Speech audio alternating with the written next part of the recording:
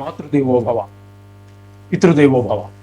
ఇప్పుడు మనము గురువు యొక్క అతిచారము, ఈ అతిచారంలోనే మళ్ళీ గురువు వక్రగతి, వీటి గురించి మనం చర్చించుకోబోతున్నాం. ఇది ఒక విచిత్రమైనటువంటి పరిస్థితిలో ఉంది. ఎందుకంటే సామాన్యంగా ఎప్పుడు కానీ చాలాసార్లు ఇలా కూడా జరిగి ఉంటుంది, చాలా కాలానికి ఒక్కోసారి జరుగుతుంది. గురువు అతిచారం వల్ల ఉండవలసినటువంటి రాశిలో కాకుండా ముందు రాశిలోనికి వెళ్ళటాన్ని అతిచారంగా మనం చెప్తూ ఉంటాం. అదేంటంటే ఆయా గ్రహాలు వాటి వాటి కక్షలో తిరిగేటటువంటి ఆ కక్షను బట్టి వస్తూ ఉంటుంది. అది ఆ విధంగా అతిచారంగా అంటే ముందుకు వెళ్ళినట్టుగా మనకి కనిపిస్తూ ఉంటుంది. చిన్న గ్రహాలు కొంచెం స్పీడ్గా వెళ్ళేటప్పుడు అవి వెనకబడినట్టుగా ఉండటం, ఇట్లాంటి మార్పులు చేర్పులు జరుగుతూ ఉంటాయి. ఇవన్నీ వక్రం కానీ అతిచారం కానీ ఇవన్నీ కూడా. ఇక్కడ మిథునంలో ఉండవలసినటువంటి గురువు అతిచార ప్రభావంతో కర్కాటకంలో ప్రవేశించారు. ఈ కర్కాటకంలో ప్రవేశించి ఉండగానే ఇక్కడ గురువు మళ్ళీ వక్రం, అందులో వక్రగతి కూడా ప్రారంభమైంది. ఇది ఎప్పటి నుంచి ఎప్పటి వరకు అన్నట్టయితే మిథునంలోకి ఎప్పుడో వచ్చారనుకోండి, మిథునం నుంచి కర్కాటకంలోనికి ఎప్పుడో వచ్చారు గురువు, ఉండాల్సిన టైం కంటే ముందుగానే, దాన్ని అతిచారం అంటున్నాము. ఇక్కడ 13వ తారీఖు 11వ నెల 2025 నుండి 6వ తారీఖు 12వ తారీఖు నెల అంటే డిసెంబర్ 2025 వరకు ఇక్కడ గురువు వక్రగతిలో, అతిచారంలోనే వక్రగతి, ఇక్కడ ఈ విధమైనటువంటి ఫలితం ఉన్నది. తర్వాత ఈ అతిచారం వెళ్ళిపోయిన తర్వాత ఇక్కడ మళ్ళీ మీకు ఏమవుతుంది అంటే గురువు మామూలుగా వక్రగతిలో ఏ విధమైనటువంటి చలనం ఉంటుందో దాన్ని ఆధారంగా చేసుకుని మరలా ఆయన 7వ తారీఖు డిసెంబర్ నెల 2025 నుండి 11వ తారీఖు 3వ నెల 2026 వరకు అక్కడ వక్రగతిలో ఉంటారు. మళ్ళీ ఇక్కడ మిథునంలో, ఆ తర్వాత రుజు మార్గంలోకి వచ్చేస్తారు వక్రగతి వీడి. ఏమండి, ఇది ఒక విచిత్రమైనటువంటి పరిస్థితి అన్నమాట. ఇక్కడ మీకు వక్రగతి కానీ, ఈ స్తంభన కానీ, ఈ అతిచారం కానీ ఇవన్నీ కూడా ఇవన్నీ ఒక కోవకు చెందినటువంటివి. ఈ ఒక కోవలోనే భిన్నమైనటువంటి నడక, చలనం మనకి ప్రదర్శిస్తూ ఉంది ఇక్కడ. ఈ విధంగా ఇప్పుడు ఏంటంటే మనం ప్రస్తుతం ఉన్నటువంటి పీరియడ్ని బట్టి మొదటగా మనం అతిచారంలో ఉన్నారు కాబట్టి ఆ యొక్క వద్దాలు చెప్పుకుందాం.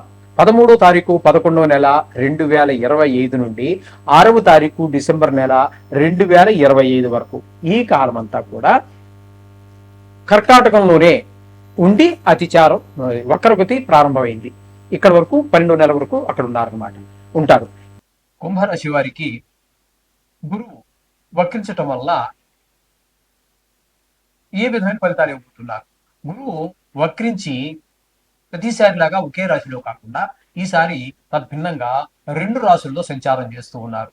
ఈ కుంభరాశి వారికి మొదటగా 6వ రాశి అయినటువంటి కర్కాటకంలో అతిచారం, నిజానికి ఆయన 5వ స్థానంలో ఉండవలసినటువంటి గురువు అతిచారం వల్ల 6వ స్థానమైన కర్కాటకంలో ప్రవేశించి అక్కడే వక్రగతిని పొందారు. అక్కడ 13వ తారీఖు 11వ నెల 2025 నుంచి 6వ తారీఖు 12వ నెల 25 వరకు సంచారం చేస్తూ ఉన్నారు. అంటే సుమారుగా 22, 23, 24 రోజుల పాటు అక్కడ సంచారం చేస్తున్నారు.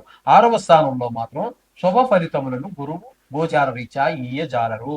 అక్కడ ఏ విధమైన ఫలితాలు ఉంటాయి అన్నట్టయితే దారాపుత్ర విరోధచ్చ స్వజనే కలహస్తథ చోరాగ్ని నృప భీతిశ్చ షష్టమస్తే భవేత్ గురౌ అని చెప్తున్నారు శాస్త్రకారులు. కాబట్టి ఇక్కడ గురువు 6వ స్థానంలో ఉన్నప్పుడు భార్యా పిల్లలతోటి, స్వజనులు అంటే తన చుట్టాలు బంధువులతోటి అందరితోటి గొడవే. చోరుల వల్ల కూడా భయం ఉంటుంది, అగ్ని వల్ల భయం ఉంటుంది, రాజు వల్ల కూడా భయం ఉంటుంది. రాజు అంటే ఇప్పుడు రాజు లేరు అనుకోండి, మన పై అధికారులు ఎవరికో ప్రతి లేడని మాత్రం అనడానికి లేదండి. మనం ట్యాక్స్ కట్టట్లేదండి, అది ఎవరు కడుతున్నాం? మనకంటే పై అధికారులనే కడుతున్నాం, లేకపోతే ఎందుకు కడతాం మనం మాత్రం? ఆ విధంగా వాళ్ళు మన దగ్గర ట్యాక్స్ వసూలు చేసేవాళ్ళు, బండి ఉంది దానికి ఇన్సూరెన్స్ కడుతున్నాము, రోడ్ ట్యాక్స్ కడుతున్నాము, మామూలు కిరాణా సామాన్ కొంటున్నాము, జిఎస్టీ పడుతోంది, అలాగే ప్రతిదానికి ప్రాపర్టీ ట్యాక్స్ కడుతున్నాము. ఇవన్నీ మరి రాజు అన్నట్టుగానే లెక్క. ఈ రోజు మన ప్రజాస్వామ్యంలో మన ప్రభుత్వం ఏర్పాటు చేసిన అవే రాజుగా మనం భావించుకోవాలి. ఆ విధంగా భావించినట్టయితే ఇక్కడ ఆ విధమైనటువంటి ఇబ్బందులన్నీ కూడా ఉంటూ ఉంటాయి వాళ్ళతోటి అని చెప్పి మనకి 6వ స్థానంలో ఉండటం వల్ల రాజుల వల్ల భయం అని చెప్పేసి శాస్త్రం చెప్తోంది. అందుచేత ఇది 23 రోజుల పాటు, ఇంచుమించుగా 23-24 రోజుల పాటు ఉంటుంది. తదుపరి ఈ అతిచారం పూర్తి చేసుకున్న పిదప ఆయన పంచమ స్థానం అయినటువంటి మిథునంలో ప్రవేశిస్తున్నారు. అక్కడ కూడా వక్రగతితోటే ఉంటున్నారు. కాబట్టి ఇక్కడ ఈ పంచమ స్థానంలో ఉన్నప్పుడు ఆయన ఇవ్వబోయేటటువంటి ఫలితం ఏ విధంగా ఉంటుంది ఈ కుంభరాశి వారికి అన్నట్టయితే, అర్ధలాభం తథా ఐశ్వర్యం స్వకర్మ అతి హర్షితం సదా స్వజన సౌఖ్యం చ పంచమస్తే భవేత్ గురో. గురువు పంచమ రాశిలో సంచరించేటటువంటి కాలం ఇంచుమించుగా మీకు 3 నెలల పాటు ఉందండి. 7వ తారీఖు 12వ నెల 2025 నుంచి 11వ తారీఖు మార్చి నెల 2026 సంవత్సరం కూడా మార్చి కొత్త సంవత్సరంలో ప్రవేశిస్తూ ఉన్నాం. ఈ కాలంలో అంతా కూడా మనకి గురు పంచమ స్థానంలో ఉన్న కారణంగా ధనలాభం ఉంటుంది, సంపద, చేసే వృత్తి యందు అభివృద్ధి. మీరు ఏ వ్యక్తి ప్రయత్నించి ఉద్యోగం చేస్తున్నారో, సొంత వ్యాపారం చేస్తున్నారో ఖచ్చితంగా అందులో అభివృద్ధి ఉంటుంది, కుటుంబ సౌఖ్యం ఉంటుంది, భార్య పిల్లలు అందరూ సంతోషంగా ఉంటారు, మీకు అనుకూలంగా వాళ్ళు ఉంటారు, వారికి అనుకూలంగా మీరు ఉండటం జరుగుతూ ఉంటుంది. ఈ విధంగా ఉండటం ద్వారానే కుటుంబంలో సౌఖ్యం, సుఖం, ఆనందం అవన్నీ విలువిరుస్తూ ఉంటాయి. ఈ విధమైనటువంటి 5వ స్థానంలో గురు సంచార కాలం అంతా కూడా మంచి ఫలితాలు ఇస్తూ ఉంటుందండి.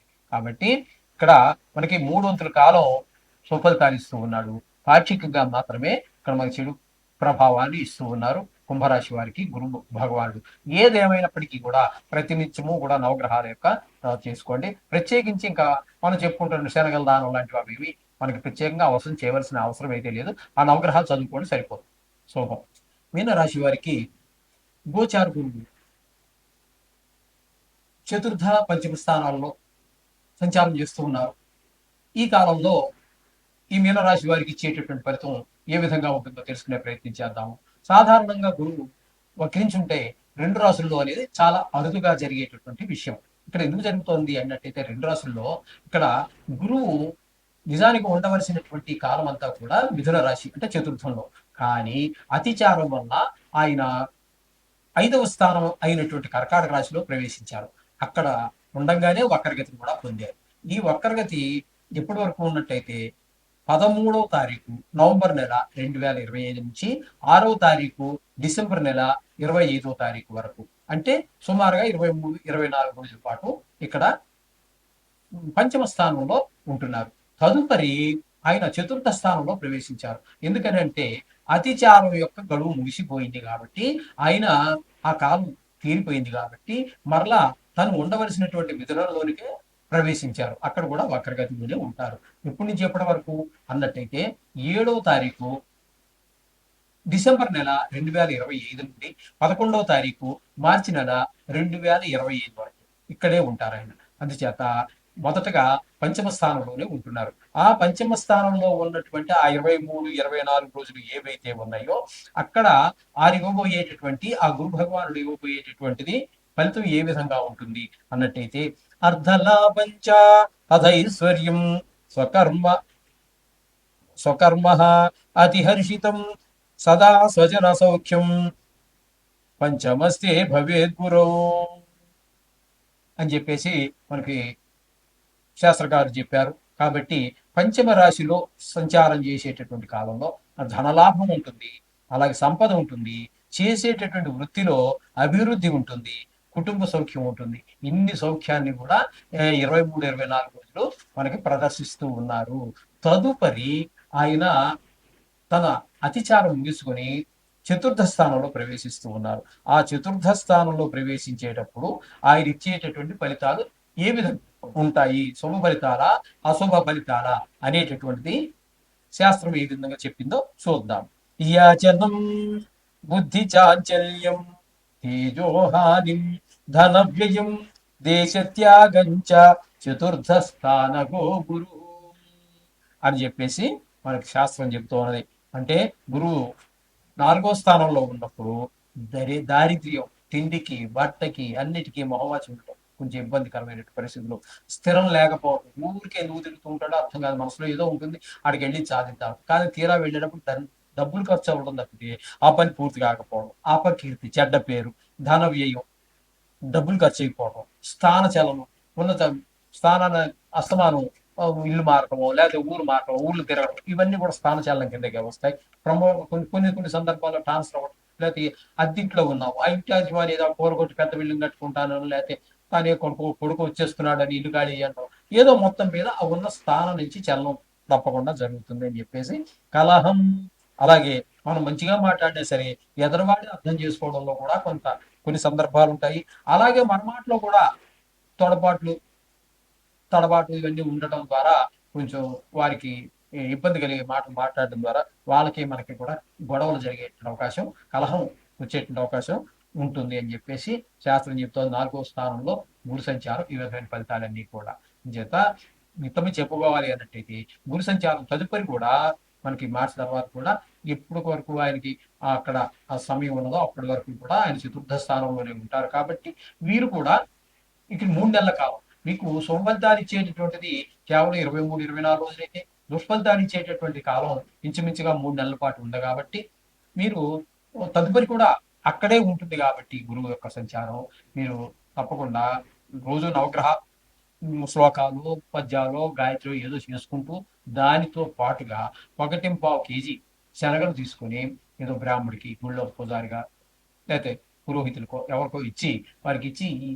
కొంచెం చెప్పండి ఈ గురువు యొక్క దోషం పోవడం కోసం అని చెప్పి వారు చెప్తే వారు ఆ సంస్కృతంలో వారి భాషలో వారు చెప్తారు. మీ మన సంకల్పం ఆ శనగలతో పాటుగా ఒక కాయ, తామలపాకులు, పండు, కాస్త మిగతా దూషణ మన సంకల్పం ఏది అనిపిస్తే దానికి తగిన దక్షిణ ఇచ్చి, అదే మీకు లక్షాధికారి అయ్యింది పని రూ. 5 పెట్టవద్దండి.